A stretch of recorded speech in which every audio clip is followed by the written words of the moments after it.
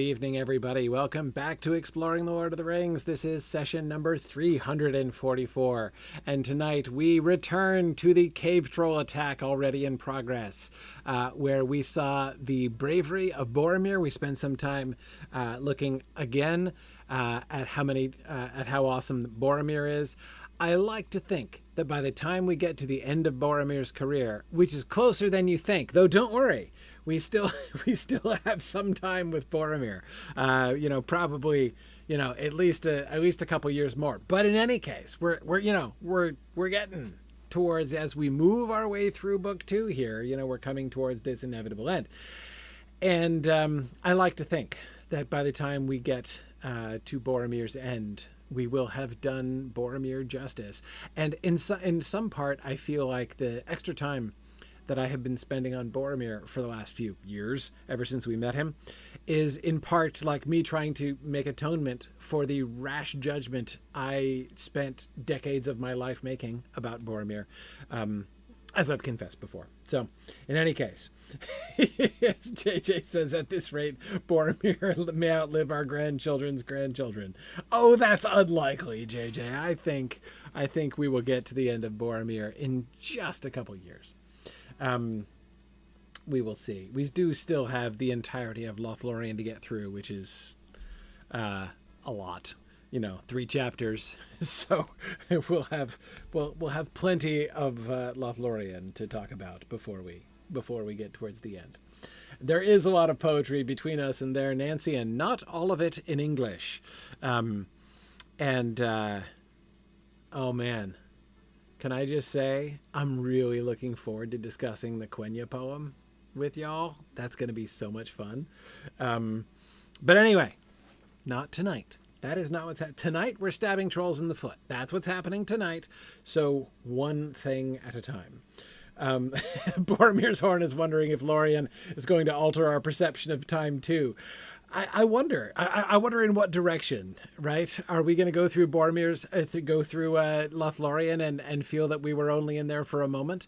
Or are we going to dilate and end up spending, many years there and not realize how much time has passed?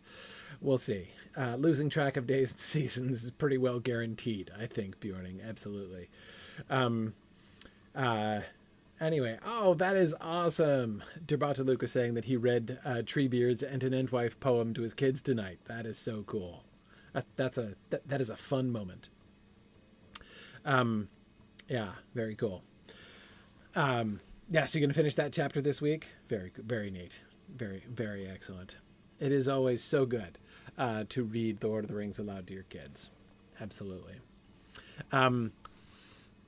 But anyway, before we get started, a couple quick announcements. I have, you may notice in the background here, I have BlackBerry opened, blackberry.signumuniversity.org, because there are a couple things that I wanted to draw your attention to in BlackBerry. First, there is a growing number of fall moots that are coming up. We have the fall moot season almost upon us.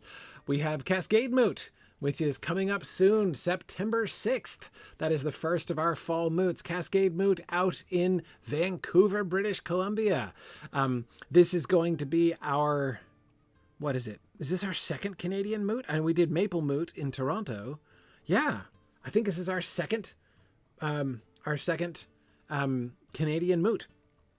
So we're going to be Cascade Moot in British Columbia, and that's going to be fantastic. I really look forward to British Columbia, to Vancouver, and seeing folks. That's, as I say, the 6th of September. And then we have the October Rush. We're having 3 moots in the month of October on 3 consecutive weeks, in fact. Euromoot in Wales, that's Dragon Moot. So this is our first Euromoot, and the idea of this is Osmoot has been awesome. We have loved Osmoot in January down in Australia, and one of the ways from the beginning how we've done Osmoot differently is it's been a multi-day event. Most of our regional moots, of course, are just one day. But Osmoot we made into a 3-day event because people were Australia's big, and people were traveling from all around Australia in order to in order to, in order to come to the Moot. People are like driving 12 hours to get to the Moot. So we don't want to do a 1-day event with people traveling all that distance to come. So we did a 3-day event. And we've done a bunch of European moots now. We did Willow Moot in Belgium back in April. We did Stuttmoot in Germany, in Stuttgart. Before that, in October. We did last April. That is April of 2024. We did UK Moot up in York, and in every single one of these, we had a similar kind of thing. Those were all 1-day events because they were started again, kind of like our regular regional Moot. But people were traveling. We had people coming all the way from like Austria to the UK, and we had people coming down from the UK to, to Stuttgart and to Belgium. So we said, you know what?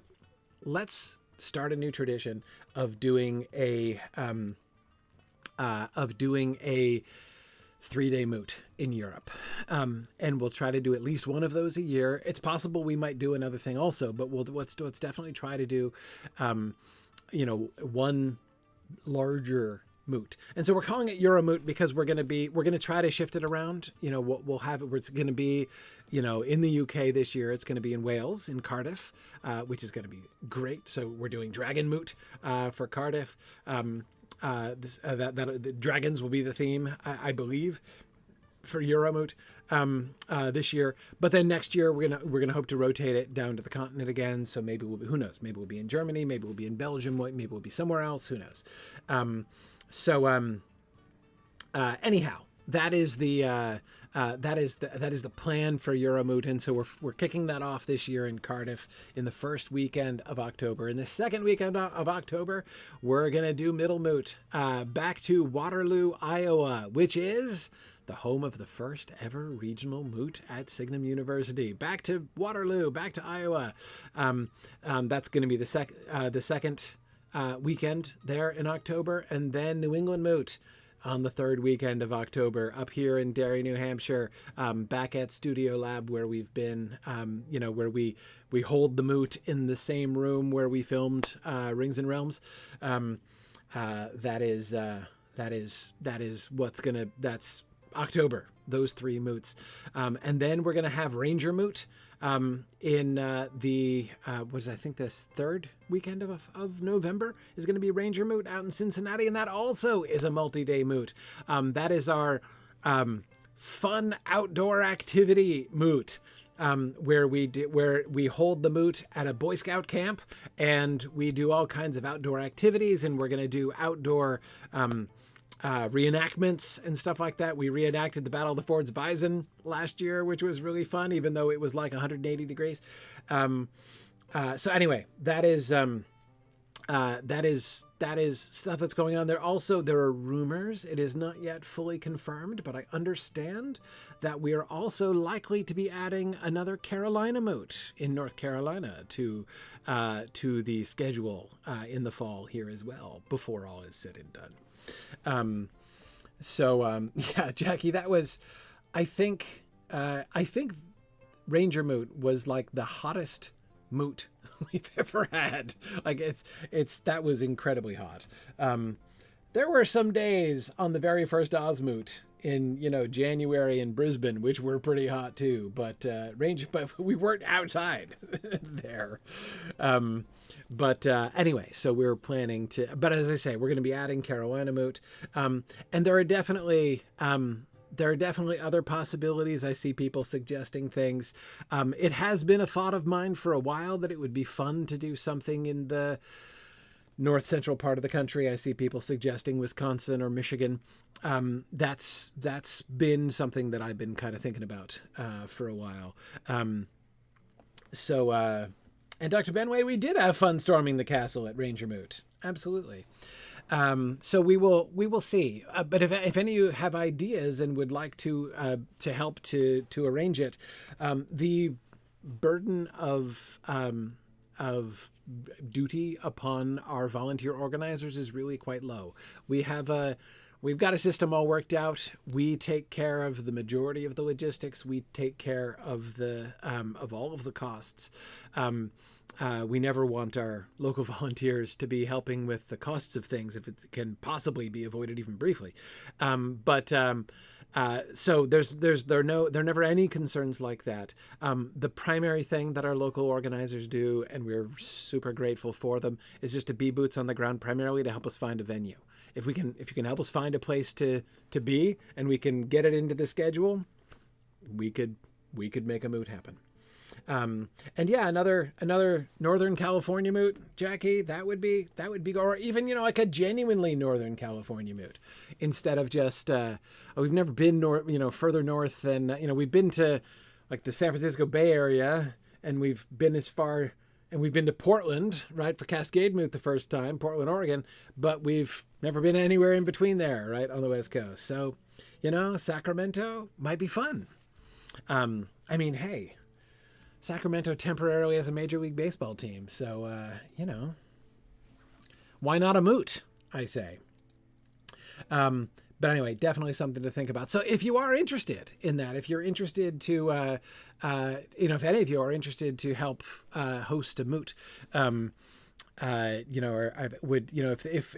our regional moots never make it into your neck of the woods and you would be interested in seeing that happen, then let's talk about that. Send an email to info@signumu.org, and we will connect you to the right people. Yeah. All right. So that's one thing. I wanted to emphasize our fall moot season is coming up. Second, I wanted to point out some of the awesome things that are going on in our space program. This coming August, so if you scroll down on BlackBerry here, you got our events here. This is the link to the Signum tutorials I've been telling you about, which is fantastic. So cool. I get to see the project proposals and ideas that people are bringing forward and the stuff that people are wanting to do. It is so neat to see people joining into the Signum tutorials program and the kind of stuff that we're able to do. It is just awesome. I'm so excited about that. But if you continue scrolling down here on our left-hand side, and then you get to our space program, and check out August 2025, the modules that are coming up, they're starting this coming month. So these are starting in like a little over a week. And there are 16 different classes that we're offering in August. So all of our space classes are one month classes. There's like 8 total hours of class time over the course of a month. Some of them have like lecture sessions and only meet live once a week. Some of them meet twice a week. These are all classes taught on lots of different things by really awesome preceptors. So you'll get to meet fun fellow students and really awesome preceptors who will be teaching you really, really cool stuff. We've got our Advanced Old English series. This is for folks who have learned Old English and want to not lose it, right? So Dr. Swain will be leading some translation and discussion of some Old English readings. We're starting Ancient Greek. Oh, I've wanted to do Ancient Greek for so long. I've been learning a little Ancient Greek, or not Ancient Greek. I've been learning some New Testament Greek on my own. Ancient Greek is a really great class. Dr. Swain is doing that one too. We've got Creative Writing Weekend Retreat. That's not even an 8-week class. That's a weekend retreat. So that's like a 1 weekend thing. But there's also the Setting and World Building Creative Writing class, Women in Old Norse Society by Dr. Irina Manea. It was funny. So I saw somebody joking that we should do Euromoot in Munich in October. Stuttmoot was on the weekend of they don't call it Oktoberfest, in Swabia, because that's a Bavarian thing, but it was totally Oktoberfest. It was Volksfest in Stuttgart, and so I was standing in a beer tent with Irina Manaya while everyone around us was like swaying with their enormous tankards of beer and singing John Denver, and to talk with her about her work in Old Norse history and religion. It was really fun. But anyway, we've got a study of the adaptation of Dune Class on weird languages. Sean Gaffney teaches classes on ancient Egyptian hieroglyphics and stuff. He's teaching his hieroglyphics class. It's number 3 in the series there. But again, he's teaching his weird languages class on like obscure, really fun old languages. We've got several Japanese classes going on, our Latin class, our Old Norse classes. So many things, a lot of really great language stuff going on, really fun opportunities for other things. We've got, anyway, lots and lots of stuff happening. So this is just what's happening in August. This is only August. There's more stuff going on in September and lots of things happening right now. I know that our, the class on Tolkien's collected poetry that Sarah Brown has been leading and I've been contributing some lectures for, that's continuing and ongoing. So really, really fun stuff. Anyway, this is just like a little glimpse into the fun things that are happening in space this coming month. And I encourage you to look into that. Learning should be fun, and learning is one of the like coolest hobbies you could possibly have. So if there are things that you've wanted to do for a really long time, there's stuff that you've always kind of dreamed about learning, but maybe it's languages, maybe, it's creative writing, spending more time in doing creative writing, whatever it is. I encourage you to look into our space program, and you'll find a whole lot there. All right. With that, let us return to the text. Okay. Here we go. We've just had the cave troll, and Boromir's sword has just clanged to the ground with its blade notched. Suddenly, and to his own surprise, Frodo felt a hot wrath blaze up in his heart. "The Shire!" he cried, and springing beside Boromir, he stooped and stabbed with Sting at the hideous foot. There was a bellow, and the foot jerked back, nearly wrenching Sting from Frodo's arm. Black drops dripped from the blade and smoked on the floor. Boromir hurled himself against the door and slammed it again. "One for the Shire!" cried Aragorn. "The hobbit's bite is deep. You have a good blade, Frodo, son of Drogo." All right.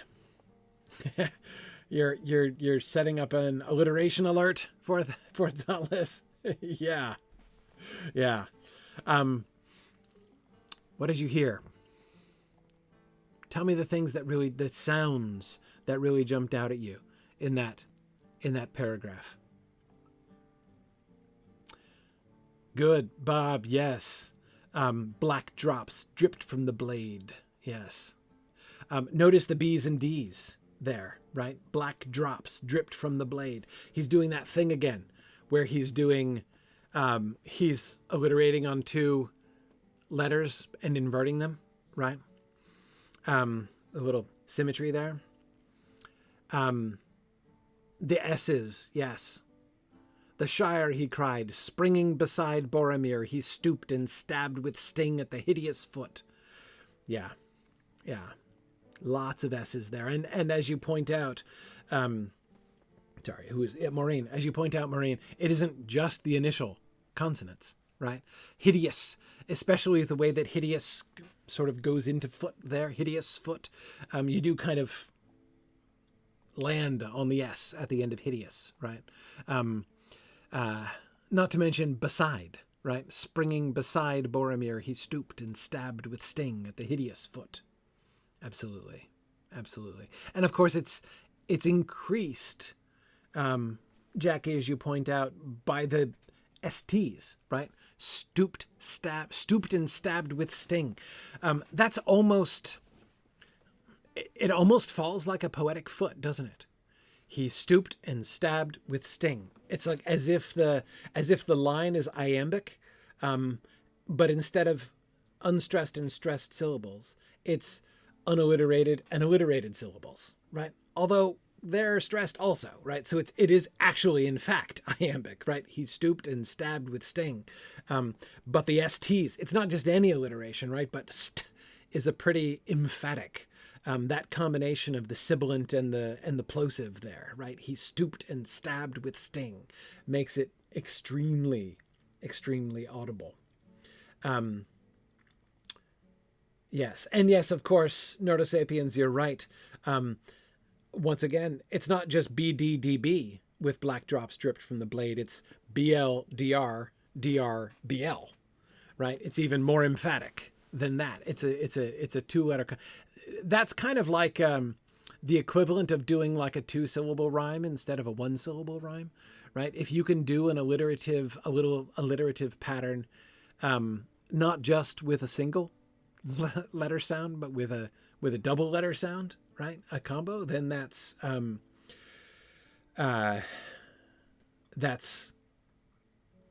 pretty boss right there. Yeah. Sorry. Yes. Sibilant. I kind of take for granted all the discussions that we have had, not only in the context of talking about poetry, but also in the context of doing like the Kirth and Tengwar tables recently with Chad, that I do sometimes throw out those terms, which make it sound like I'm a way better linguist than I am. Like I'm really pretty ignorant, but I've learned a few words, right, which are handy to be able to describe sounds and things like that. So yes, S is a sibilant. Now, Balinor, it's interesting that you ask that, because in his Tengwar chart,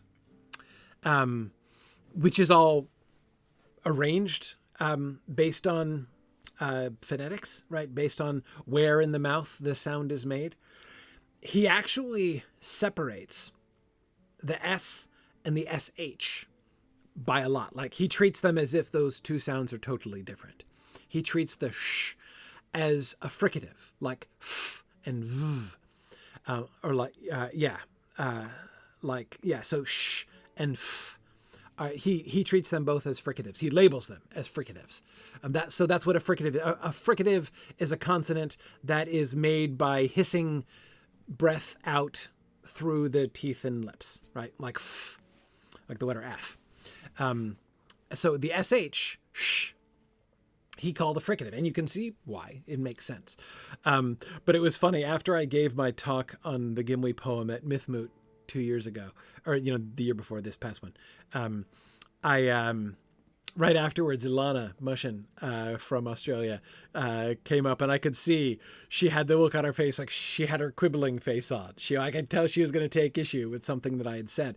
And one of the things that I had said in my talk was about not making the mistake of lumping the SH when you're thinking about alliterative patterns, not lumping it in with the S's, because it's not a sibilant, it's a fricative. And she comes and she's like, because Ilana is a professional linguist. Like, she really knows about sounds and phonetics and stuff. Exactly. Yeah, Smaug. She had the linguistic look on. Like, I knew just what she was going to talk about. Well, I wasn't sure what thing she was going to quibble with, but I knew she was going to quibble with a linguistic thing. Anyway, so what she was quibbling, she was like, so SH is totally a sibilant. And I was just like, Ilana, take it up with Tolkien. I've got no horse in this race. Okay. Like I'm just, so other linguists may disagree with Tolkien on classifications and things like that. Yeah. So, Tenacious Starry say you only just learned what that word means because of trying to learn how to write Tengwar. Absolutely. Yeah. No, me too. That's where I learned them also. So, anyway, whatever. Like I said, I am not gonna, when like two linguists want to argue, I like back politely out of the way. So I'm not gonna argue. But according to Tolkien's Tengwar chart, Tolkien didn't consider SH sibilant. He considered it a fricative. Which is why I don't include the Shire as being part of that same sound pattern of springing beside, stoop, stabbed, sting, hideous. Yeah. Oh, Z is definitely a sibilant, because Z is just a voiced S. So you've got S and Z. They're the same exact letter, except one is using your vocal cords and one is not.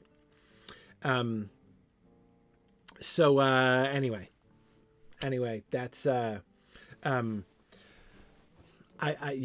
I'm not going to try to determine any of that. But anyway, back to,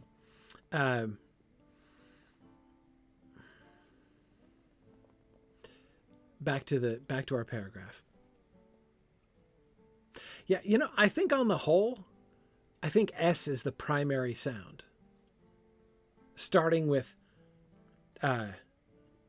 suddenly, surprise, and then the dubious question of Shire. So suddenly into his own surprise, and then we get that sentence that I've been reading with all the S's in it. Then we kind of drift into B's. There was a bellow and the foot jerked back, nearly wrenching sting from Frodo's arm. Black drops dripped from the blade and smoked on the floor. Boromir hurled himself against the door and slammed it again.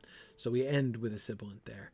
Yeah, it's like S's especially at the beginning and then a little bit at the end and then all those B's and D's in the middle. Yeah. The R sound becomes prominent if you roll them like a Scot. Yeah, well, first of all, so one of the reasons I don't roll my R's habitually is that's not how I normally talk. So it's fun. I love rolling R's. Learning Middle English gave me an appetite for rolling R's, and my Middle English professor in graduate school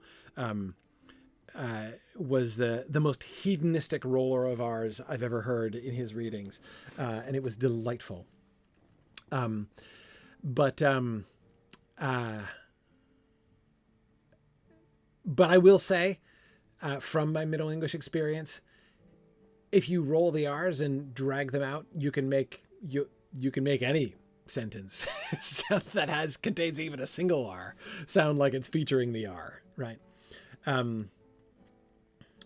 Yeah. But Jackrabbit, I definitely see what you're saying. Nearly wrenching sting from Frodo's arm. Yes, there are lots of R's there. Yes.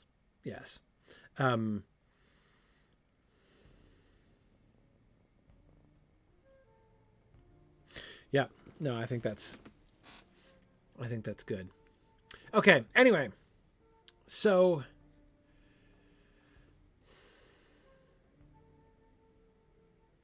since we spent a lot of time last, I want to not neglect syntax as well.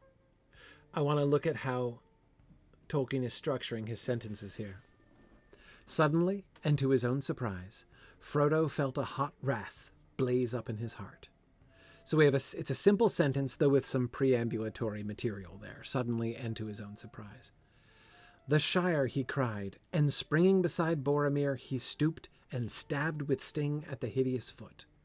There was a bellow, and the foot jerked back, nearly wrenching sting from Frodo's arm. Black drops dripped from the blade and smoked on the floor. Boromir hurled himself against the door and slammed it again. You know what we don't have in this paragraph? We don't have, I believe, a subordinate clause. Yeah, Alexandra, you were just noticing that same thing. Yeah, not a single subordinate clause. He's not into full parataxis mode, Bjorning. It's not, I mean, it's the fact that he has subordinate clauses.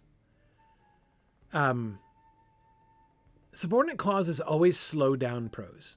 Always. Because a subordinate clause is an independent thought. I mean, it's a thought with a subject that has its own subject and verb, right? But it is expressing an idea. It is so it's a whole separate thought, which is describing or amplifying or whatever a thought in the primary sentence. So you've got like two nested sentences essentially, right? One of which is subordinate to the other. And you always have to take some time, like a little bit of time to kind of process it. Now we do Gildolian. The reason I paused before saying the words no subordinate clauses, I want to make sure it was true, because there are several participial phrases like, and springing beside Boromir, he stooped. That's not a subordinate clause, right? But again, think about, but actually it makes a really good illustration. The Shire, he cried. Let's see. I'm trying. I'm like, I'm thinking about how I would restructure this sentence to make that into a full subordinate clause instead of just a participial phrase. Because if you said he cried and he sprang beside Boromir, that just makes it a compound sentence. It's just you make it a whole other independent clause joined by and there at that point. Yeah, Bjorning, it is hard to imagine how any of this would subordinate. I agree.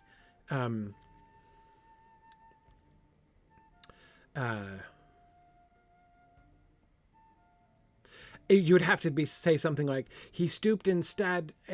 He stooped and, well, I don't know what he stooped and wielded sting, which stabbed at the hideous foot. Which would technically be a relative pronoun in that case, and that would therefore technically be a subordinate clause. Yeah. Anyway, right, and after he sprang beside Boromir, yeah, there you go, Gildalwyn. And after he sprang beside Boromir, he stooped and stabbed with sting, right? So it's notice the difference there. Between and springing, that's a really efficient way to do it, Gildalwyn. Instead of saying and springing beside Boromir, if you say and after he sprang beside Boromir, he stooped and stabbed with sting. Notice how that kind of forces you to, like, after he sprang beside Boromir, like he sprang beside Boromir is a complete thought, right? And you'd be like, okay, so that thing happens. He sprang beside, but then after that thing happened, this other thing happened, right? I mean, you kind of have to detach yourself from it to kind of unroll it for a minute. It does pull you out of the action. Jackie, just as you say, but leaving it just a participial phrase. He cried, and springing beside Boromir, he stooped. Now you're just making it another action. He sprang, he stooped, he stabbed. And so in that way, you can see him sustaining a more... Now, again, this is not an extremely exaggerated moment of parotaxis. But things like nearly wrenching sting from Frodo's arm, also, that's another participial phrase, wrenching, right? It's not a clause. It doesn't have a subject and verb, but it's kind of moving in that direction, right? You do kind of pause from the action there. There was a bellow and the foot jerked back, nearly wrenching sting from Frodo's arm. Like, I'm going to pause for a second to invite you to imagine what almost happened, right? Or to sort of picture Frodo with your arm being, wrenched forward as the foot is being jerked back. But then straight back, black drops dripped from the blade and smoked on the floor. Bunch of compound verbs in this paragraph. He stooped and stabbed, dripped and smoked, hurled and slammed, several. So we do get a bunch of compound verbs which kind of pile on the actions, right? Yeah. Yes, lots of single syllables, Colin. Tolkien loves single syllable words. He loves them. And actually, I think that using single syllable words, or no, let me say it differently, preferring single syllable words was an active stylistic choice on his part. He talks about this in plays. In particular, this is one of the effects of how he deliberately set out to use words that were mostly not Latinate words, like to favor Anglo-Saxon words, Old English derivative words instead of Latinate words. So, I mean, he made a conscious choice, a stylistic choice to again, it wasn't a rule, it was a preference, right? And you can see, so one of the results of that, Old English words tend to be short, or to say it another way, because there are long words in Old English, that's perhaps misleading. In the modern English language, we get most of our small words from Old English, and we get most of our big words from Latin, is I think a more accurate way to say it.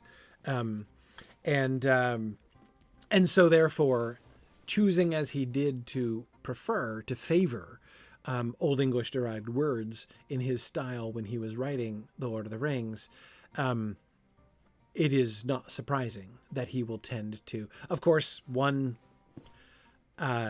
favorite example of this is his use of the word pipeweed instead of tobacco, right? To combine two monosyllable words, pipe and weed, into one concept, rather than using the 3-syllable word tobacco, which is a modern word.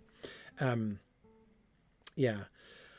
Right. And for those, of course, he does use words that are from French. But yeah, he didn't, Tolkien's sort of grudge against French. He never really forgave them for the, Norman conquest. But he does use French words. You can find them. But anyway, yeah. Tolkien was still harboring a very, very old grudge against the French. 1066 hit hard. It really did. It really did. Yeah. Anyway, oh, sorry. Balinor is asking, he says he's reading the history of Middle-earth, and Christopher seems to say that Old English was his goal for vocabulary, but I often say Anglo-Saxon. The Anglo-Saxons were the people. Old English was their language. So sometimes people will refer to the language as Anglo-Saxon. Indeed, when I, like the course that I took in college was called Introduction to Anglo-Saxon. Like but technically, academics of a certain age will still often slip up, but the distinction is a significant one, and I think it's a relevant one. Old English is the language. Anglo-Saxon is so when I say Tolkien loved Anglo-Saxon things, that's perfectly true, because he liked Anglo-Saxon culture and Anglo-Saxon history and Anglo-Saxon literature. So you can have Anglo-Saxon literature, which happens to be written, of course, in Old English, right? And yes, Tolkien often referred to it as AS.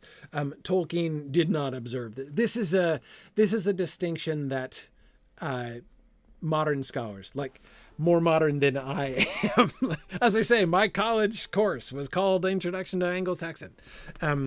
But Fourth Dauntless, that's one of the reasons why, because Anglo-Saxons who remained in Germany, their language was not the same. And so to differentiate, like the Anglo-Saxons, the people who lived in England at that time and spoke Old English were not the only Anglo-Saxons in the world. That's among the reasons why people differentiate. But as I say, it is I accept it, the modern scholarly distinction between the two of them. And I have tried to make my own usage consistent, in that regard, but they're quasi, again, depending on how old you are, they're kind of interchangeable in this way. Yeah. Anyway, yeah. Balinor, thanks for bringing that up. It's an easy confusion to have. I still get confused, as I say, and say the wrong thing. Okay.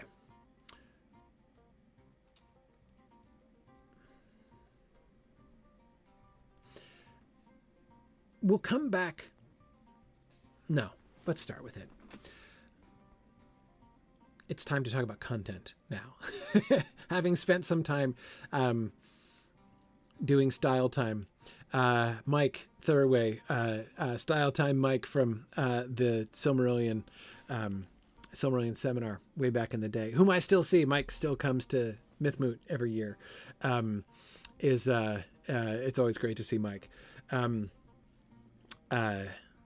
He has started a really fun tradition where now every year he comes to Moot and he brings me a t-shirt. Like he looks for like obscure, fun Tolkien t-shirts. And he brings me one every year. And last year was the one, some of you have seen me wearing it at Moots, the Oakenshield 13 jersey. this year he got me a shirt, which is awesome. It is it's a t-shirt that has on it the cover of the Japanese edition of Farmer Giles of Ham. It's so cool. Anyway, Mike would be pleased with the fact that we now basically observe style time for like half the class every single day, which is as it should be. Like these are things that are fun to observe. And if you don't stop and notice it, then you won't notice it.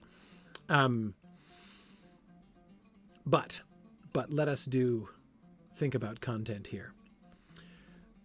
Frodo is overwhelmed by the sudden blazing up of hot wrath in his heart. One of the things that I think is really, really interesting about this passage,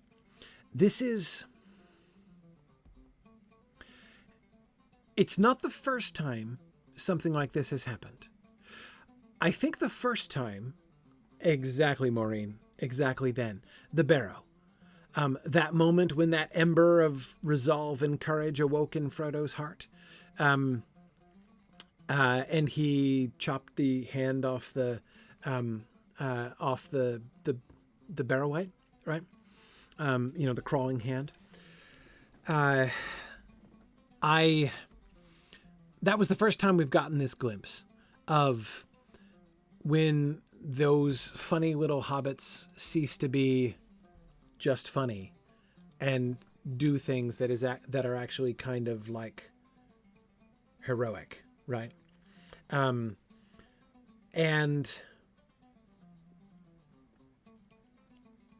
yeah, he feels a hot wrath. Arden Crayon says that hatred leads to the dark side. Not hatred, mind. Wrath, though. Wrath. I've often thought, actually, while watching Star Wars stuff and hearing them talk about, anger and the dark side and stuff, I'm like, Tolkien would disagree strongly with this, actually. Anyway.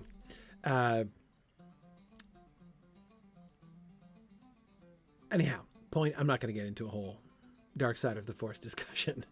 Frodo felt a hot wrath blaze up in his heart. He's having a moment. I do think the closest analog to this moment is that moment in the barrow. He did attack the Witch King. He did defy the ring wraiths at the fort of Bruinen. Those were both significant moments. But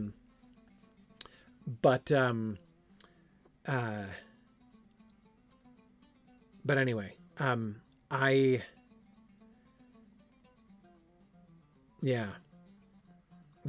he did experience hatred at the ford, Jackie, but I'm going to resist the temptation. We're not going to return to the fort of Bruinen, nor even to Weathertop tonight. But as I say, I do think the closest analog is the barrow. He feels a hot wrath blaze up, and he lets out a battle cry. And his battle cry is the Shire.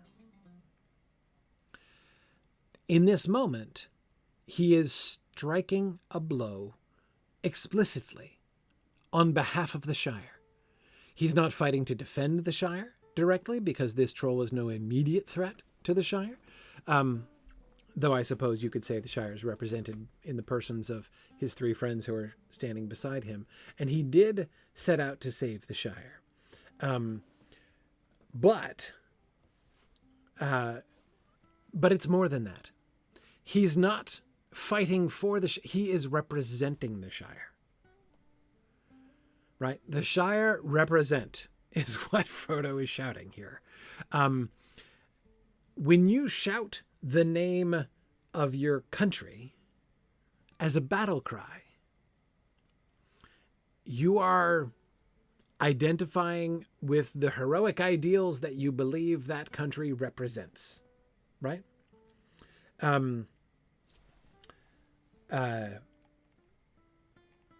Yeah, yeah.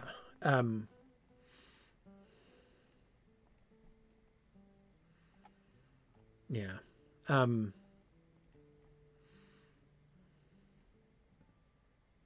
I see. Okay, Balinar, getting back to the comment that you made before that Bjorning was pointing out. I agree. I agree that it's not exactly the same. So Balinar's point was that the moment in the barrow was desperation, whereas this is defiance. It's courage.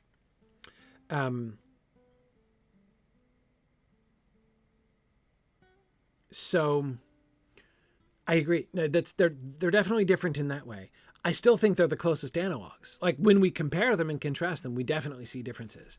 But when I say analog, what I mean is this description of the sudden stirring of something un-Hobbit-like within Frodo, right?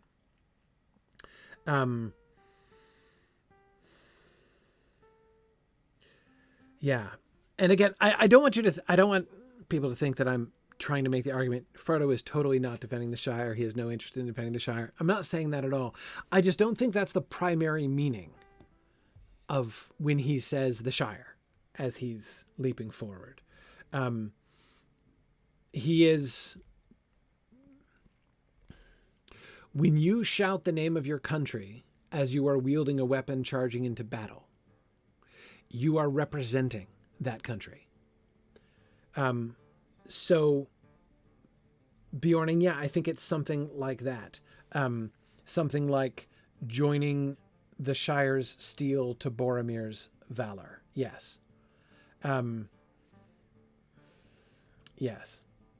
And Fourth Dauntless, I totally agree. Fourth Dauntless was saying perhaps not so un-Hobbit-like as all that, thinking ahead to the scouring. Yeah, absolutely. It's not that it's, I only say that in the sense of unlike how hobbits act most of the time, and certainly unlike how hobbits appear to others to be. Remember, there was that whole passage describing that in the barrow moment, right? About how, remember, in the hearts of even the fattest and most stay-at-home hobbit there lies this seed, right, which can spring to life, and Frodo was neither very fat nor very timid.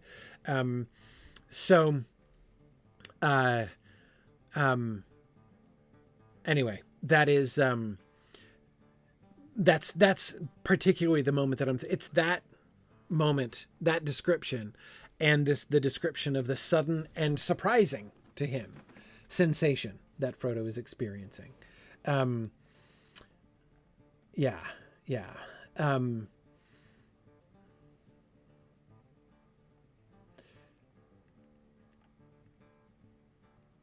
Yes, there's another great example, Bjorning. Barut Kazad, right? The axes of the dwarves. You are a dwarf wielding an axe, yelling the axes of the dwarves while he charges with his axe. Seems almost like, I don't know. What's the word I'm looking for? Not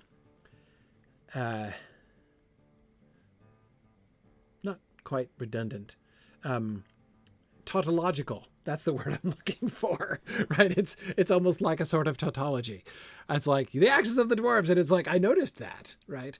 There's an axe of the dwarves right here. But so why do you shout it? If you're a dwarf with an axe, why do you shout the axes of the dwarves as you charge? Because you are telling yourself and everybody else that there is more significant. This is not just a dwarf with an axe, right? What you're seeing charging towards you, though there may be indeed only one dwarf present, it is the axes of the dwarves that are upon you. He is a representative of the axes of the dwarves. The axes of the dwarves are upon you. That's, the dwarves are upon you. Chazad I menu. That's the next line, right, of the dwarf battle cry. So there is that sense of representation, that sense of it's bigger than me, right? I might be the only one charging right now, but this is bigger than me. The whole Shire is with him, in a sense. He is representing the whole Shire as he is charging.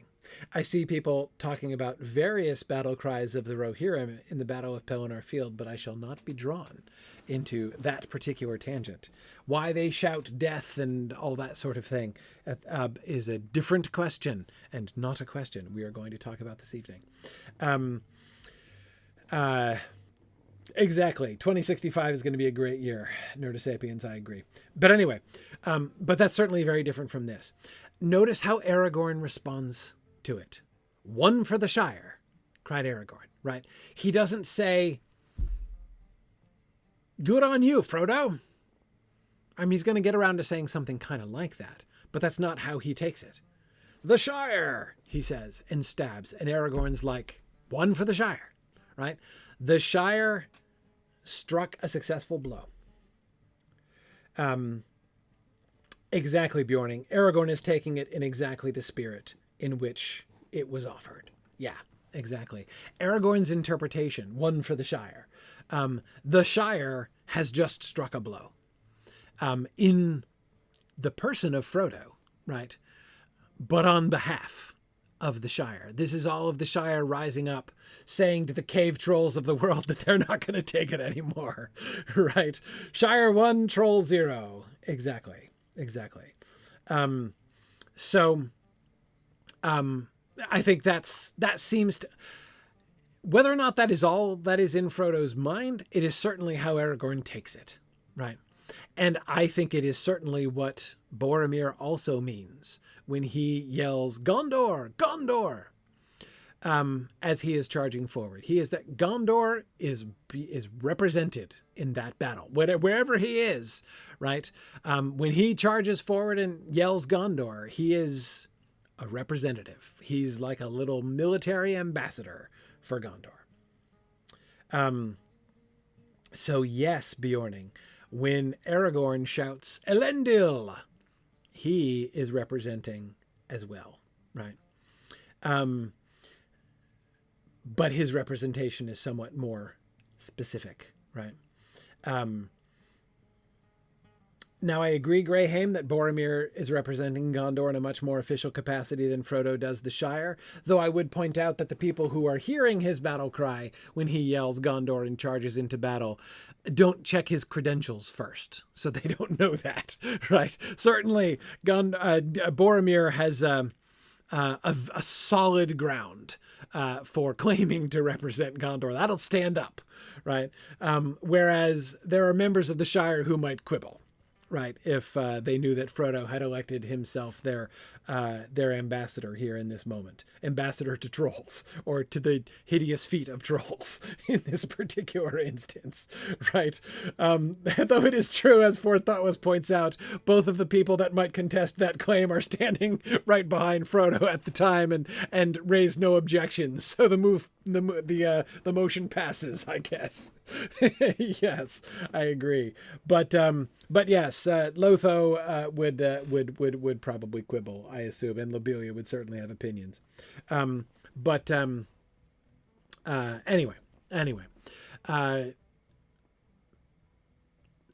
But that so this moment, and this, I think, Balin, I want to come back to your point, because this is where we get into what I agree with you is the really important contrast.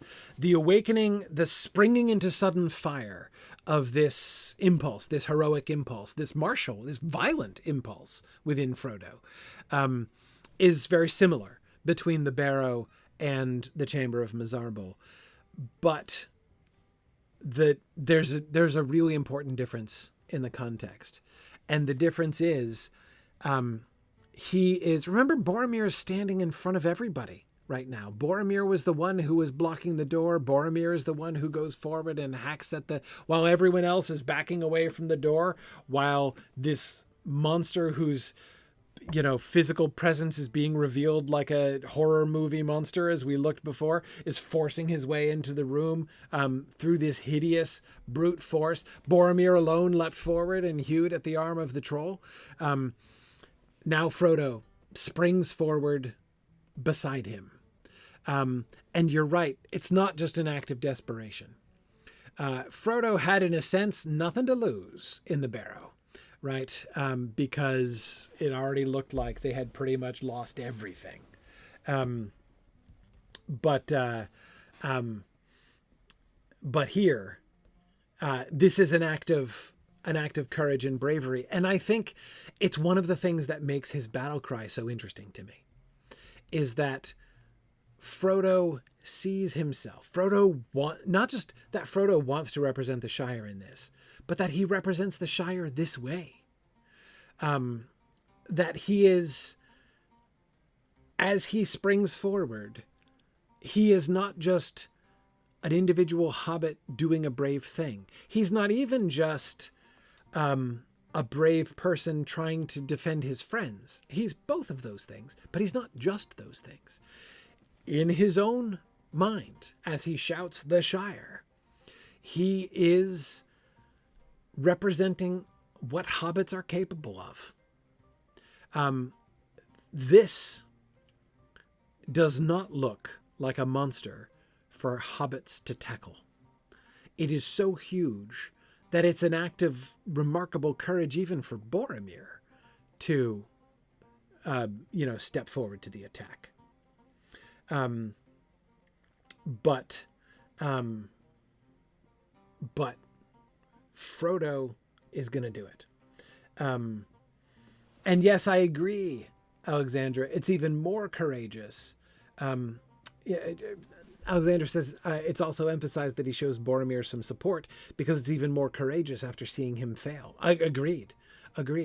If they were all kind of backing away from the door while the troll was forcing his way in, seeing what happened to Boromir and the complete futility of a seasoned warrior and the strongest person in their group failing to even break the skin of this troll in a full and uncontested stroke at his naked arm might make you back away from the door even faster, right?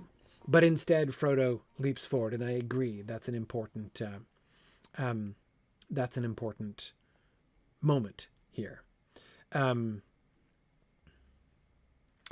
you are right, Fourth Dauntless, that there is a storied history of stabbing one's powerful enemies in the foot. Nobody in 1954 knew that Frodo was doing a desperate little recapitulation of Fingolfin and Morgoth here.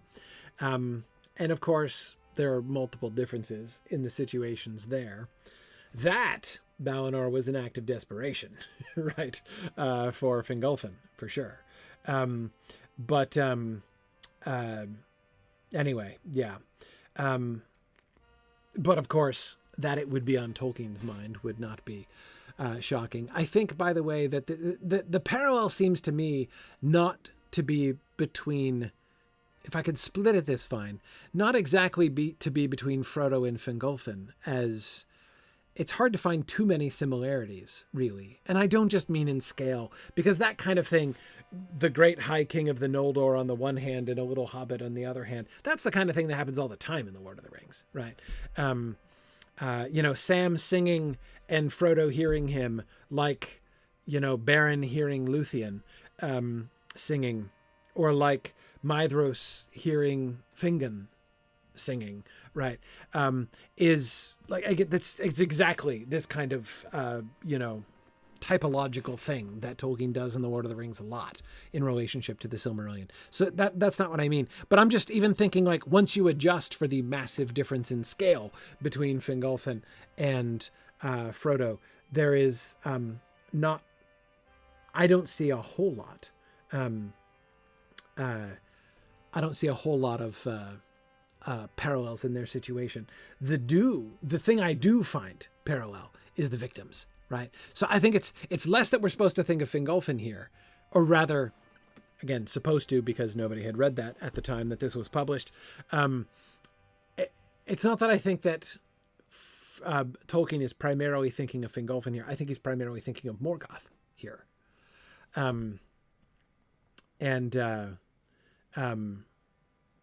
The great, gigantic, massively overpowered enemy being wounded and stabbed in the foot. And we don't know for sure, but I am certainly going to guess that troll is going to go halt in that foot, ever after, basically. Yes. He's going to be lasting lame, indeed. That troll will be lasting lame. 100%.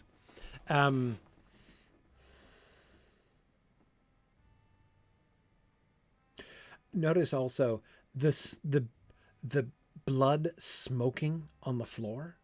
The drops of blood off the blade smoking on the floor is another really cool kind of horror movie moment, right? Horror movie monster moment.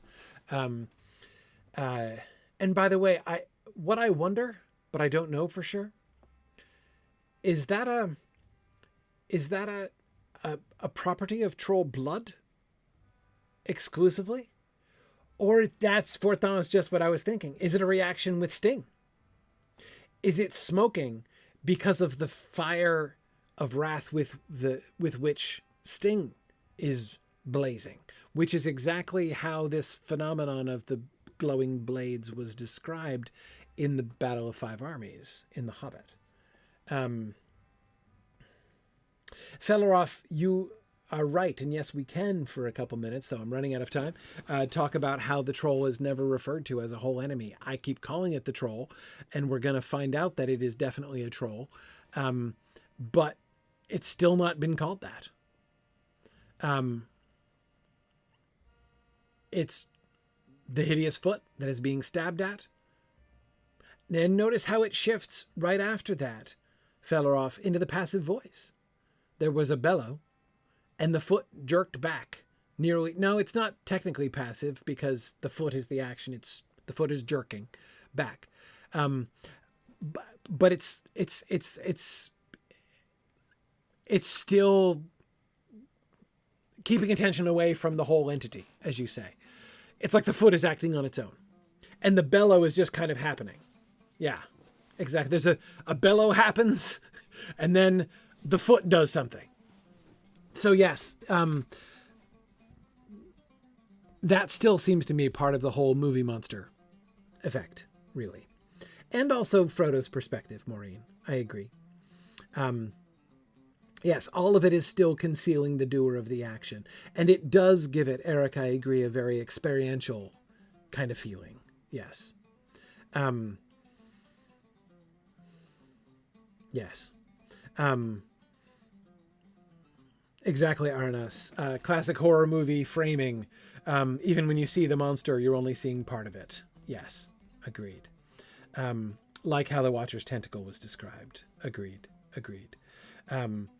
But yeah, so whether that the blood is black already makes it alien, just like the green scaliness of his skin. Like, is this it's monstrous, right? The black blood is monstrous as well.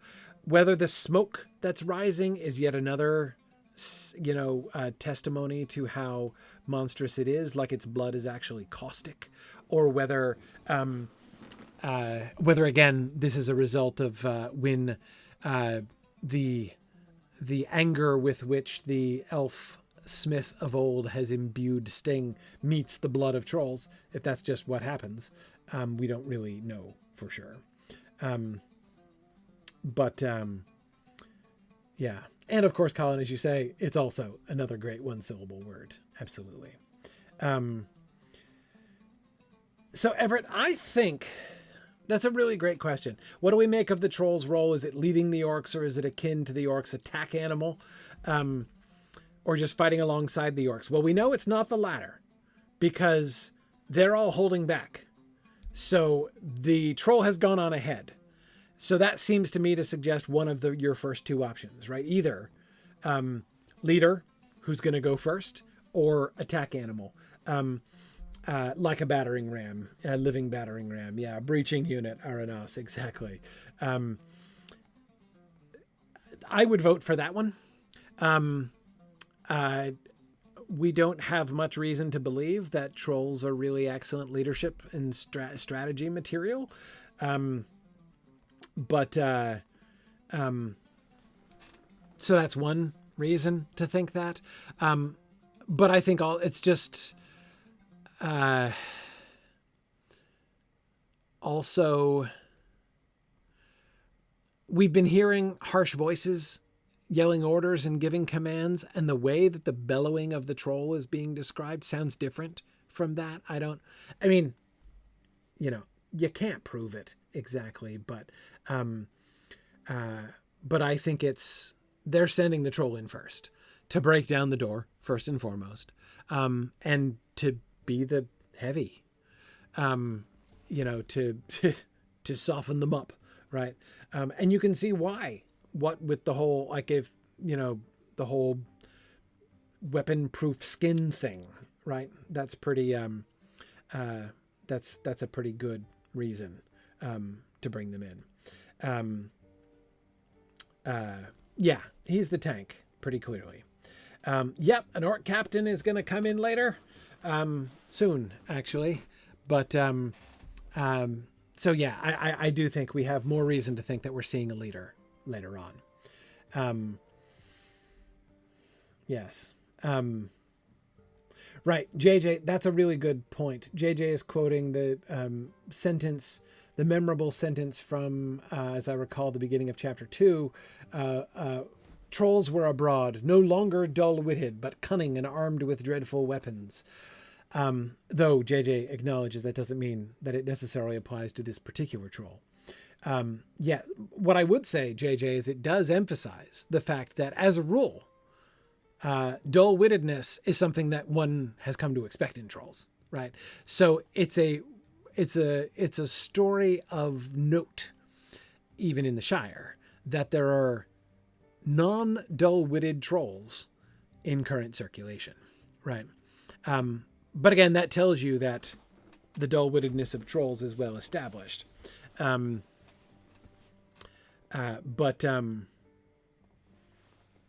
Anyhow,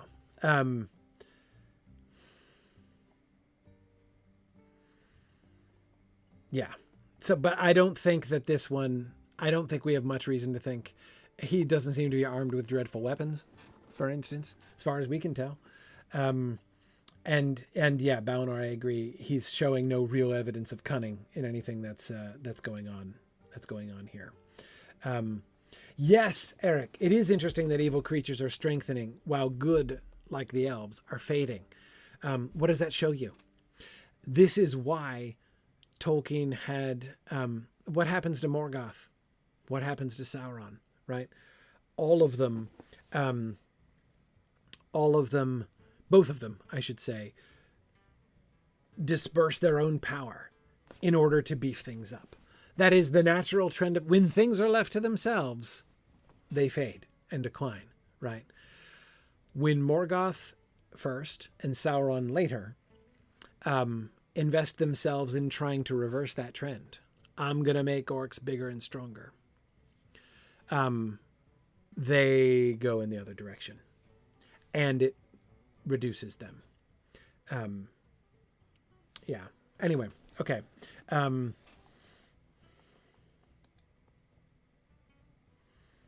Yes, Aranas, I do suspect that the troll that Pippin kills by the Black Gate may, in fact, have dreadful weapons, right? Maybe one of these troll 2.0s that we're hearing rumors about. Also, keep in mind, we don't know how reliable that source is.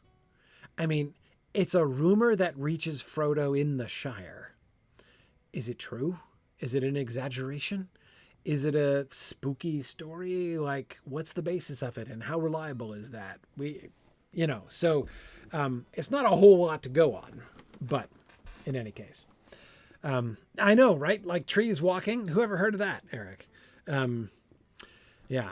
Anyhow, okay. I do want to acknowledge before we go that as, Jackie, I think you were saying this before, it is really heartwarming to see Aragorn acting like a king, acting like a captain, right? One for the Shire. The Hobbit's bite is deep. You have a good blade, Frodo, son of Drogo. His addressing Frodo in that idiom, right? At that rhetorical level. You have a good blade, Frodo, son of Drogo. Giving him this, formal title in ways that hobbits do not. They just use first and last name. Frodo Baggins. Pleased to meet you, right?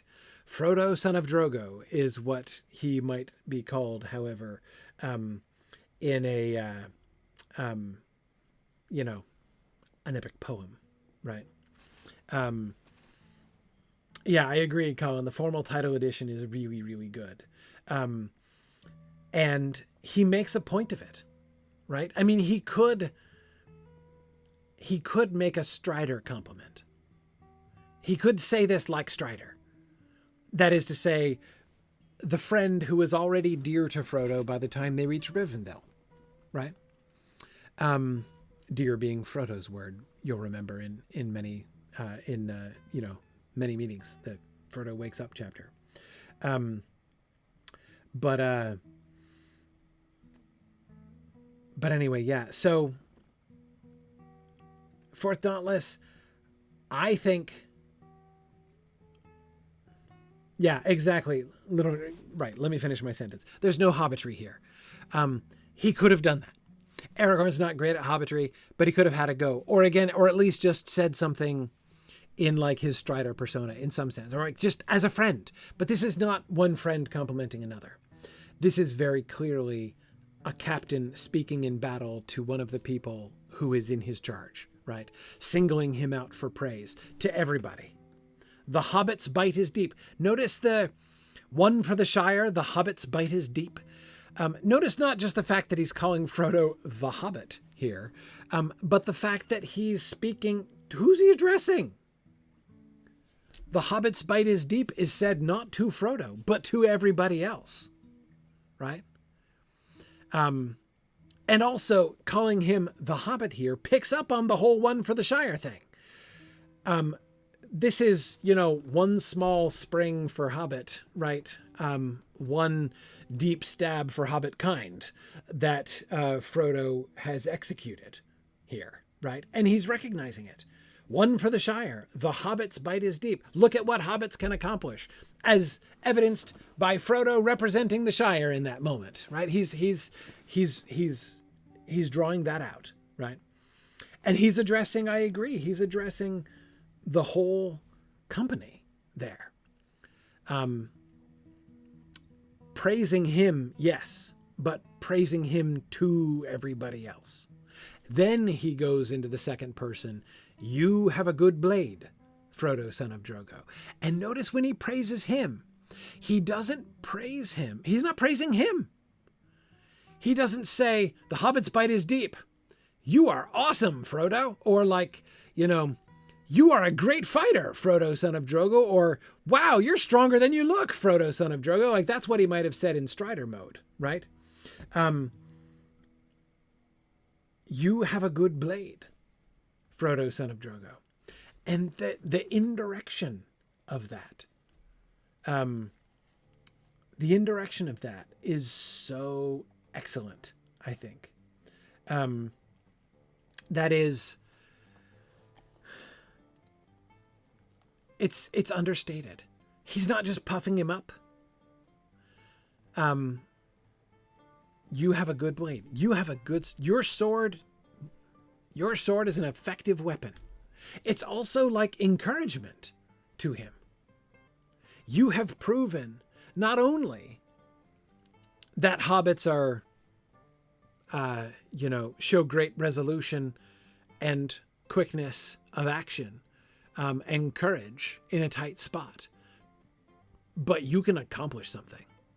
You have a tool with which to, the implication of you have a good blade in this context of the hobbit's bite is deep, you have a good blade, is the implication is, and you are worthy of that blade. Yes, Eric, I agree. There is a double meaning. Your sword is a good sword, and also whatever blade you have is good. Yeah, it does praise him, but it praises him indirectly. Yeah,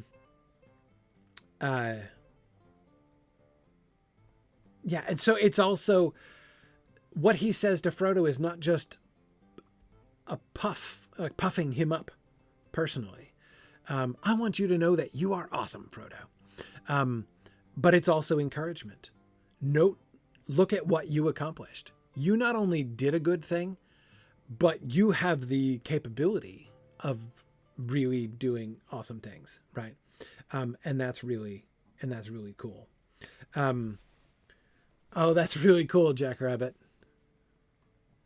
He says, if you take out the conversational tag, one for the Shire, the hobbit's bite is deep, you have a good blade, Frodo, son of Drogo. It's a pure blank verse couplet. It does sound like Shakespeare when you just put it like that.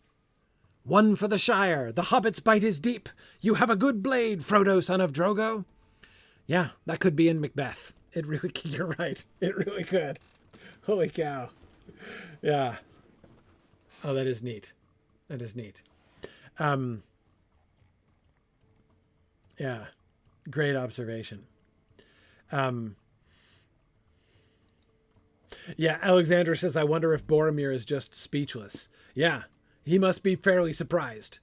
Now, I do suspect, and of course it's the parallel with George MacDonald that makes me suspect this, that the troll's foot is in fact more vulnerable than his arm.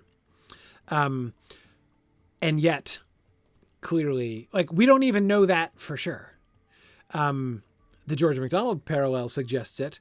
Would Frodo have been as successful? Could he have stabbed the troll in the arm the same way? It's not clear.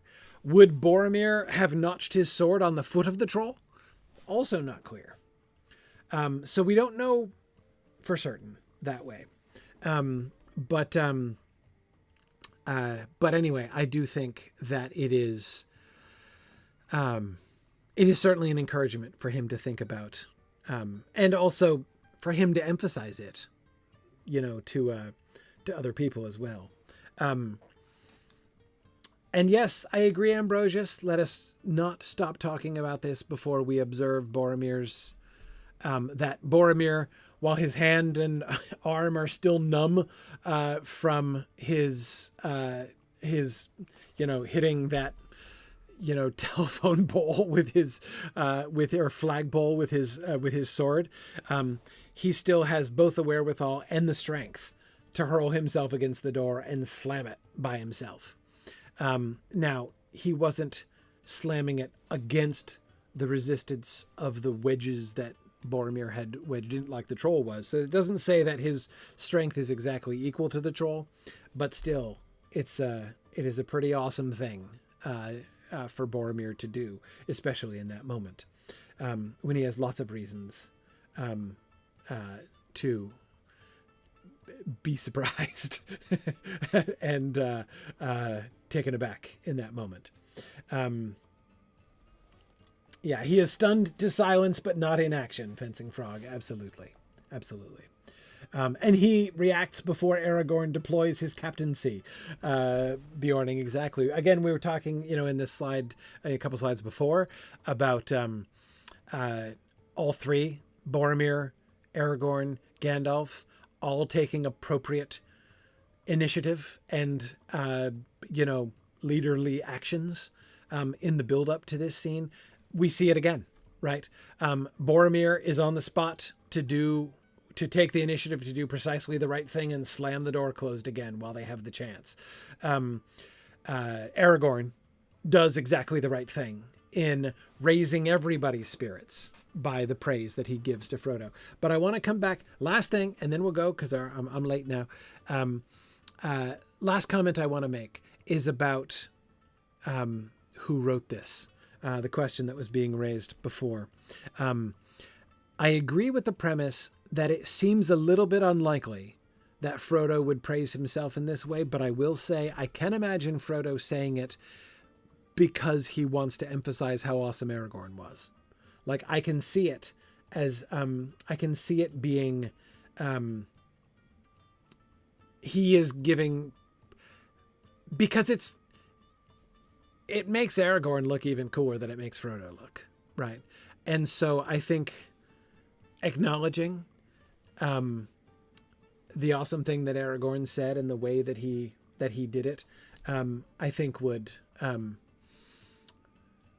might be reason enough for even Frodo himself to do this, to write it. But I could also see this being Sam's inclusion. If Frodo didn't write it, then Sam totally did. This definitely did not make it past Sam's editorial pen without being included, right? Because, of course, Sam would have no inhibition about praising the both of them, right? He would want to emphasize both things. So no question that Sam would include it. So I can't imagine it making it all the way to Findegil before it gets done. And also praising the Shire, one for the Shire. You can imagine the mayor being like, should we put that in? I think we should, right? The praise, the wonderful light in which it shows Aragorn, Alexander, just as you're saying, and the one and only moment of martial glory that Frodo is ever going to have. Remember how many witnesses there were to Frodo's other acts of heroic bravery. In the Barrow, none. They're all unconscious. At Weathertop, none. Right? They sort of, but they could see him, but they couldn't see who he was attacking. Right? So there were witnesses. I don't want to make light of that completely, but it wasn't the same. Right? And at the ford, there were people there, but there was a lot to pay attention to. There was a lot going on in that moment. Right. The Nazgul were paying attention. Right. And let's not forget, as Kurzimus points out, the martial glory that comes to Frodo for overcoming Sancho Proudfoot. Merry witness that, it is true, but Aragorn wasn't there to praise it. Yeah. Anyhow. So this is, as far as martial glory, this is Frodo's moment. This is it. This is the pinnacle of Frodo's military career right here. I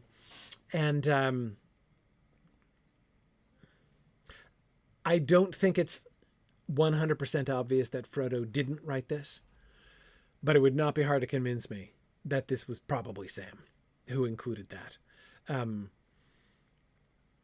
Yeah. Anyway. All right. And with that, I'm going to stop belatedly, and it's field trip time. Thanks, everybody. Should be around next week like normal. I will be gone the week after. So the very first Tuesday of August, I'll be away, picking up my son. He's at a summer program. My wife and I are picking him up, and we're going to do a little college touring on the way home from that. So we'll be gone for a few days there. First half of that week. So I won't be around for, again, not next week, but the week after, first week of August, but I will be here next week. So I look forward to seeing you guys then. So good night if you're just here for the book discussion, and it is field trip time. Good evening, everyone. Good evening, Valori. So, I don't know if you remember, like, my very first vanity plate that I ever got was actually for Shire. Oh, yeah? And, with like the number 4? Yeah, it was because, with the number 4. Yeah. Because, and, you know, you gotta love You have fire in Amoria. I don't know what that means. Anyway, that like oh yeah, so like I was trying to think of all the other things like for Gandar was taken for Rohan Yeah. Yeah. and all that, but like I finally got for Shire, but I didn't realize that the fact that I live in horsey country meant that everyone did not know it was a Tolkien reference. Right. So Right. everyone kept asking me where I stabled my 4 Shire horses. Right. Slightly disappointing. Well, understood. hmm Oh, but one other thing I thought of just now is I recall like in the last big battle against evil, there was supposed to be a squadron of Hobbit archers gone to True. Fornost, Yep. Yep. but only the Hobbits knew about it. Yeah. Like everyone Nobody else said they noticed. didn't Yeah. see them, they weren't there. So it was kind of nice, like that little. Yeah, as a king, it's really nice for Aragorn to say, "You did that. I saw it." You Right. know? Exactly. Exactly. The Yeah. No. hobbits are not going to be left out of this one. That's right. That's right. They will be remembered in part, of course, because they're writing the history books this time. It is Mhm. it is one of the downsides of sending a squadron of archers to what turns out to be the last stand and final defeat of the king, because Mhm. probably nobody is going to remember it or remember it favorably if they do. But yeah. Okay. So Okay. so I don't we have a mile marker to this place, so oh, that's right. We gotta it's I got you, fam. yeah, okay, okay, Anazar Mecham is where we're going. Um yeah. but Aeolais of Linden, you're hopefully you'll be getting an invite to travel, and then you travel. So just click accept, and if that doesn't yeah. work,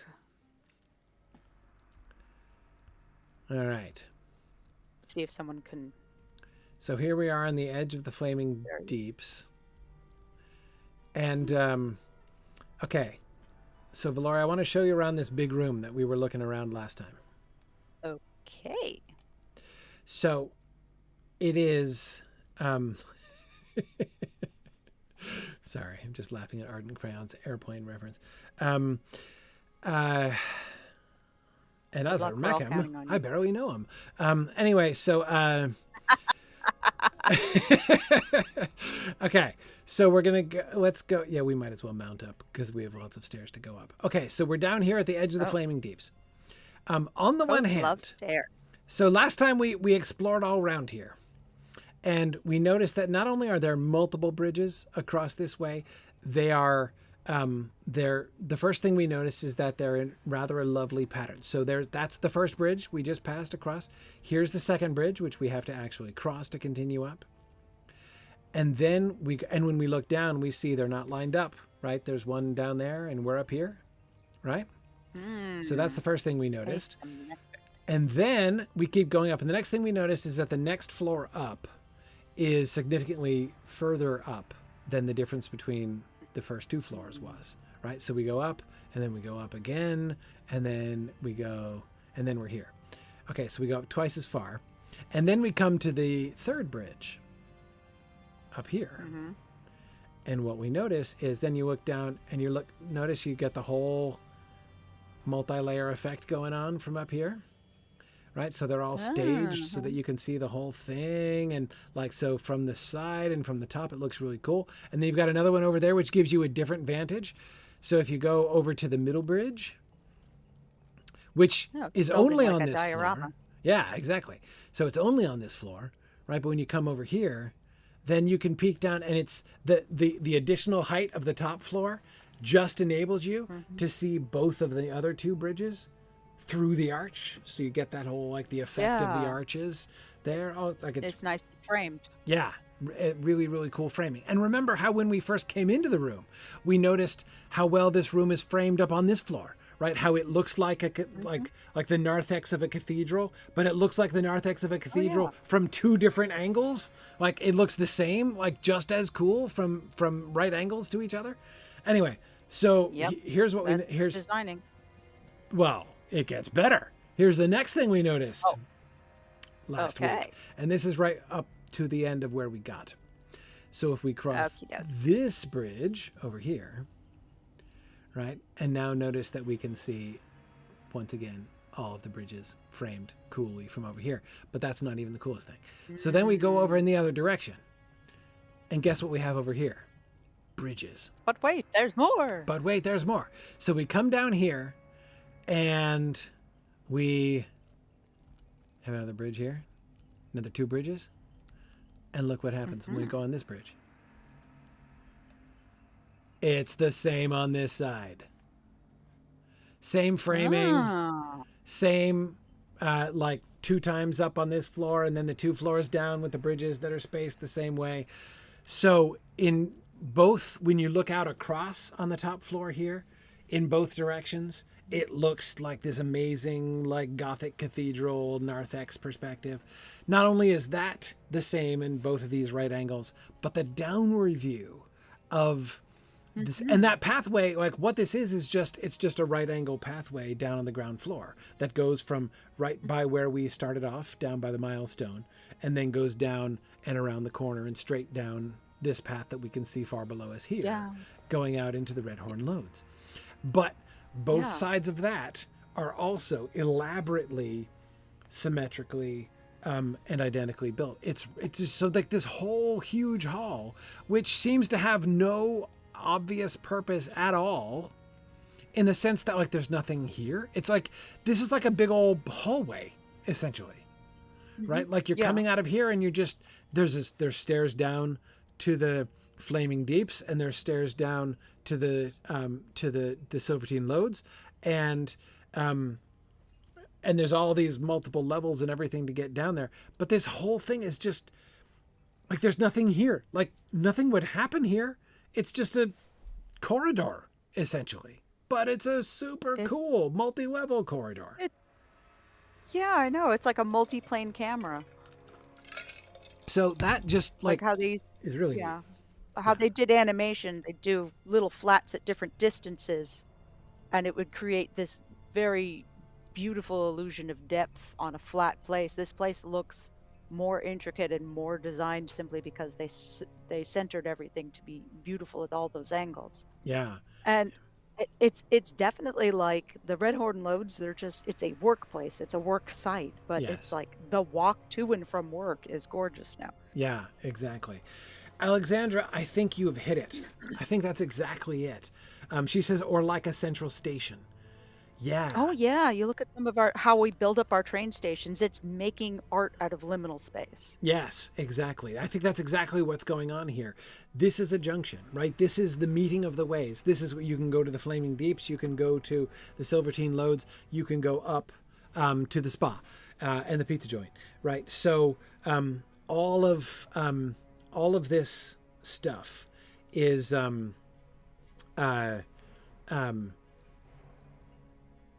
all comes together at this junction, right?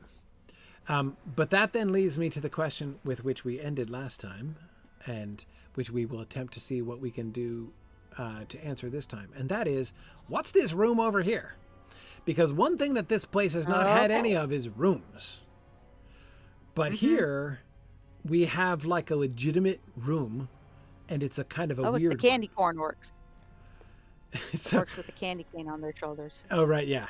Okay, so over here, so we come in through that door, and there's a set of stairs, a smaller set of stairs, that comes up here to this platform with a statue on the wall. Okay, but then over there, we've got a set of stairs sweeping up to a landing that then has 2 sets of stairs, which come up to what looks like the most important platform of all, and the central spot in this entire room. And notice how, by the way, the orcs have intuited this, right? They have put their idol here, right? Right in the place of honor. It's an orca lantern. Yeah, but it doesn't look like anything was there. I mean, you know, of course, it's always possible that the orcs have destroyed it, but normally they would just kind of build on top or something. There doesn't Or seem to, deface it. yeah, or deface it, but there doesn't seem to have been anything here. As far as I can tell, Hmm. in the original construction, here, this one room in the middle of the, Grand Central Station of the dwarves, right? Mm-hmm. We've got this inner. This is the sort of center of the thing, right? Mm-hmm. Now it's possible, Aranas. It is possible that there was a seat here, like a throne-ish sort of seat. Mm-hmm. That is possible, and that Also, the whatever there's a lot of they've heaped here covers yeah. it. Well, it looks like rock. It could be a rock structure that was sort of taken down and destroyed, but this part was left. Possible, though. If that was solid rock that was supporting a seat or something, they'd have had to have stairs to it, and there'd be evidence on the floor of the stairs. Yes. So it can't I have don't been know if it was anything a that seat. I was high thinking up. just another. I was just thinking another statue of Durin, probably, but. Yeah, and I agree, JJ, it would be a strange design to have a throne here, and when you're sitting on it, you're just looking out at that column. Mm-hmm. I mean, like, if you're going to have one seat in the room, why make it an obstructed view seat? Right? I mean, that's Mm-hmm. peculiar design. I wonder if one of the hidden doors were behind there. Yeah, yeah. It's possible that there was a hidden door here to an inner sanctum of some sort. Mm-hmm. I'm looking to see Or if there's a any high-ranking official. evidence around the sides of something having been there, but I don't see anything on either side. He says confidently, Nope, having just not these. even been to the other side yet, but no, there isn't. Okay. So yeah, this looks, yeah. And now there could be secret doors. Doors not made to be seen when shut can always be present. Mm-hmm. But yeah, it is possible, Nancy, this was some kind of administrative office for the station. It does look like they damaged a lot of the stone on the left-hand column at the very end. Wait, left So they hand. are breaking up bits of stone. Of the room over here, Oh, you can see there's some damage to at the the base bottom there. of the plinth Yeah. there. Yeah, at the base there. Yes. So Yes, you're right. there is evidence of damaged rock there as well as the other place. Yeah, it is Let's see possible. let's take a look at the statue bases and see if it's roughly a similar shape as well. Oh yeah, like this other dwarf statue over here. Yeah, because see, this one's on a really high plinth. Right, but this is one of those set in the wall statues, though. Yeah. And so that might be Yeah, different. he doesn't have the same stuff. He doesn't have the same stuff behind him as the other one. Yeah. And the there's no like recession where a statue was taken away. There have been freestanding dwarf statues that we've seen before. Mm-hmm. And I don't think they had tremendously high plinths necessarily. But Yeah, but that's definitely an alcove of some kind. I just don't know that we've seen something like that yet. yeah, I don't know. So Maybe it was something destroyed forever. people are suggesting could be ticket counter. That's an interesting idea. Except I think that this is where the parallel to like a train station fails because there's no evidence of like mass transport here. Like, Nah, just goats. unless they were keeping goats here and this was a goat rental spot. I suppose that's theoretically possible. One question, of course, is like what was up here, right? Yeah. Fedorov, it could be like a customs house or toll booth sort of thing. Mm-hmm. Heck, it could even be another sort of truck stop, a diner or something for people on traveling the Red Horn loads. Or Yeah, back. could be a diner. One of those why not stop that has gas and burgers and Right. freezer bit and Could ice cream. that imply that like what is back up here and possibly behind that secret door could be the kitchens? Possibly. Could be. Possibly. It wouldn't give him a reason to make this part a reverence spot, though. No. Unless there was like a Bob's Big Boy statue. Right. Well, but again, they're not revering anything that was left here. They're just, it's just Yeah. like my own intuitive sense of like, it's the staging of it, right? Like the one short flight Yeah. of steps, and then the I, two flights of step, which yeah. leads to two flights of like you. There's this sense of escalation, right? Yeah. Leading up to the innermost But platform, and there's the altar. So again, like the orcs seem to have felt that, but that doesn't also mean look at that the it's position of what the the dwarves are doing. columns. Yeah. Look at the position of the columns, though. If it was something reverent to the dwarves, they wouldn't have a big column blocking it in the middle Yeah, here no, I agree. That on like your both ascent up. yeah, I agree. Both altar and throne seem to be contraindicated by the big old pillar in the middle. I agree. Mm-hmm. Right, Colin says looks like a place for a concierge desk. Now that's possible, right? Mm-hmm. That is possible. It is also yeah, Customs visa check.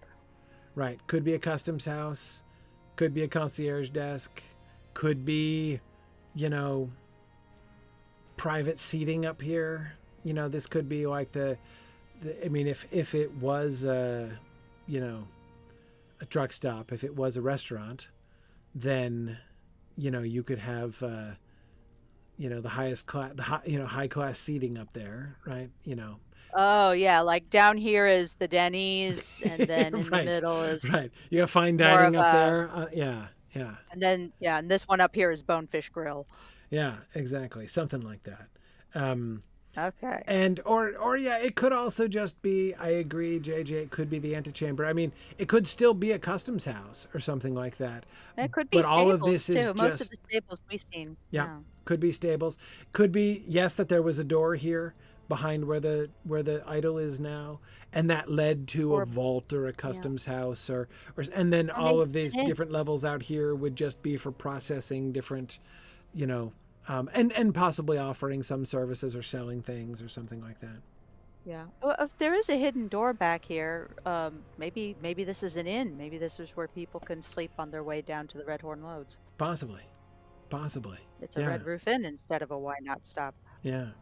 Because I mean, it just this is the only thing. This place is the only thing that is not a corridor that we've seen. Now, Hmm. again, there's always a chance that there might be rooms off, you know, the doors not made to be seen when shut. But even on the other side, there was a doorway over here, but I think it's just another passageway. I don't think it's another room like that one. So I think that one was the only room, in fact. Yeah. That makes it seem more like it's a multi-purpose room for Yeah. travelers. Yeah, possibly. Possibly. Red Horn Load's time card punch room, Stun Duck. It is very Yeah, much on the Red Horn Load side of things. but you do have to take the scale into account. It Hmm. like in what we're getting to the Red Horn Low super fast when it would probably be at least like a 2 or 3 day journey to move your base of operations from one place to another. Yeah. See, this one, It'd see, be a notice long this is journey. just another corridor Hmm. that gives us another like breathtaking angle of the, you know, the glory and Yeah. the symmetry of this room out here, you know, Of of the station. Utkultara. Yeah. Yep. No, I agree. I think this is a central station. And when we kind of back up for a second, Hmm. the Great Delving had elements of, you know, a grand hall that is the center of crossing roads, right? We had the Great Delving Hmm. there in the center. You could go down to the Silvertine Loads. You could go up to. I've been saying Silvertine Loads when I meant Red Horn Loads. I apologize. I've been misspeaking there. Easy to Hmm. make that mistake. Everybody gets confused in Moria. But anyway, Silvertones have glowy worms. yeah, you've got the way up to Durin's Way, the way out to Zelamelech. So the the Great Delving was definitely another crossroads in that way. So the huge cavern in Great Delving also had a little bit of a sense of that, you know, that kind of Grand Central Station, you know, Union Station kind of feel to it, right? And yet This one seems even more pointedly so, because the Great Delving also had other buildings in it, right? That were like, that was a destination for things. Yeah. Um, Yeah. Whereas this, there's nothing here except for that one room that we've just been exploring. And Yeah. so that would have to Like be Central Station. like, You yeah, don't go there to stay. You go there on your way to other right, places. to travel through. And yet, since so many people have to travel through it in various ways, then, and for various purposes, you do need some And room. with various conditions. Yeah, exactly. So you do need some room, whether it's what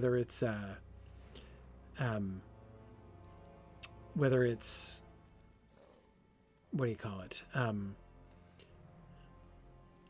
Whether it's just travel, whether it's trade, whether it's work, you know, But also fuel for your mounts and fuel for yeah, yourself. yeah, exactly. So now I think some kind of multi-purpose room is probably most likely. You could get food there. You could probably trade there. You could get help. You could. And we don't know if the currency changes from one city to the next. Right. Probably not, because Yeah, they're probably smarter than that.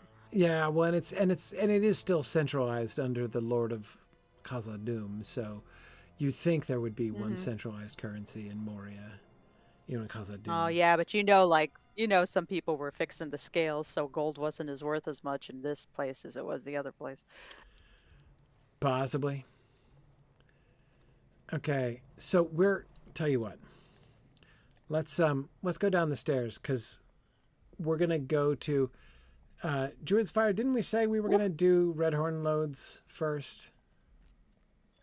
I honestly believe so. cannot remember. So pick one. Well, no, you convinced me sounded like that it. one was better. Yeah. I had convinced you to go to the Flaming Deeps, we go south, and then we bang it west and go through the waterworks, and then up through the Silvertine loads, and then back around to the Red Horn loads, so we can then go to the Foundations of Stones toward the end. Right, and then come up to Nid Melik okay. if we need to. Yep. No, that makes sense. counterclockwise. Okay. No, So in counterclockwise. fact, we're not gonna. Well, since we're here, let's grab this Stable Master at least. But let's not get the milestone, or at least not replace the old. We'll still use the other milestone, because we will start at the Flaming Deeps next. Oh, and this little wooden extension is interesting. Well, most of us don't have multiple milestones, Corey. Just keep that in mind. Right. Yeah. Exactly. That's why I'm saying let's not get this milestone. Yeah. I need to make sure I got the last one. I think Narnian only has 2. He's slacking. He only has 2 because he's got one that he keeps on the Prancing Pony at all times, so he can get back to the Lore Hall from wherever we are, and then he has the other one for wherever we are. So, okay. You can see how the terrain is very different down here. So they had to go out of their way to create this same symmetrical. This is my first time down here. We were observing from above the exact parallel of the construction on one end and the next. But I haven't been down here. Oh, look, there are doors. So yeah, we've got definite things down here. And Yeah, those are doors that look like doors.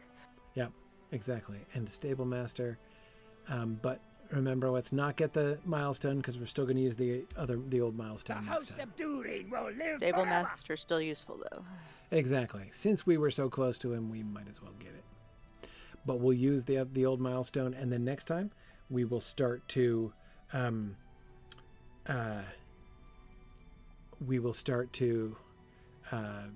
explore the Flaming Deeps, having peeked All right. into the Red Horn loads here. But we will go on to the Flaming Deeps instead next time. All right. Nice. Yes, Perfect exactly. for summer. Yes, Nerdosapiens, when we talk about grabbing a Stable Master, we are not, in fact, making any salacious overtures towards the Stable Master or infringing on his personal space or dignity in any way. Just We clicking are on simply him. picking him up and putting him in our bag of holding. That's it. That's all. That's all. Is that so much to ask? Anyway. All right. Very good. Thanks everybody for joining us, and Flaming Deeps next time. All right. Sounds good. See y'all. Thanks everybody. Bye now. Bye.